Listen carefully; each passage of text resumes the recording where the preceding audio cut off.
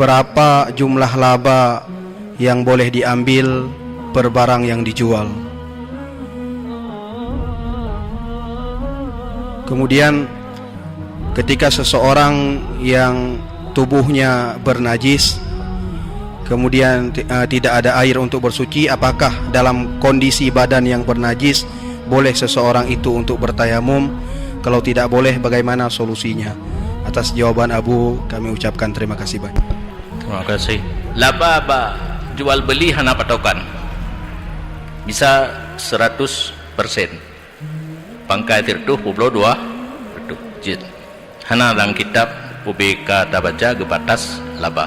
Wa ahlallahul bai'a wa harramar riba. Atas nama jual beli halal, tidak ada patokan laba.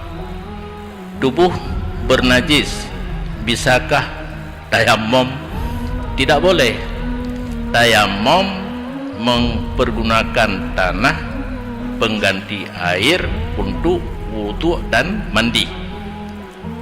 Rafa' hadas ubud dan rafa' hadas raya yang posisi tayammum. Menyo menaji hanangan tarah yang kagak salahnya, ya kan? Najih kagak bi kedanya kena air manok buat aja.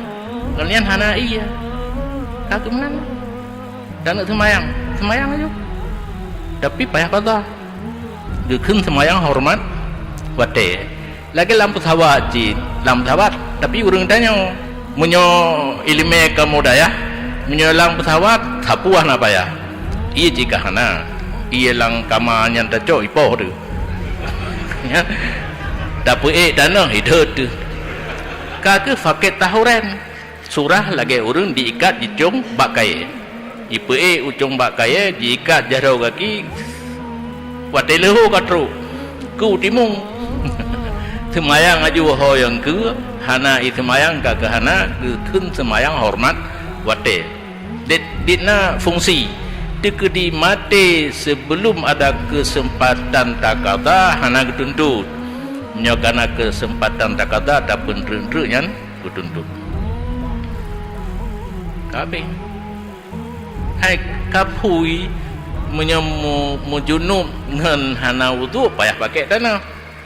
Monyo manok kenang berkaki hanangan marah dabuh tanah je, kecuali istinja.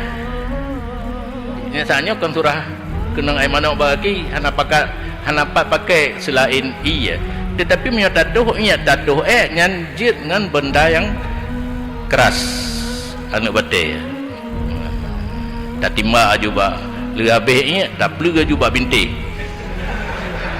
Tapi lega baik dua kan tiga, lega baik babak sahut. yang penting ilmu ni payah tabut ila sabuk saat wateka lagi yang ka penting. Kan tajak mita ni bate hana payah mita ni bate nyan bintih nyan je ju. Berarti menyo najis kan ba istinja kan ba kubul dan dubur hana istilah pakai danoh dan anu bate.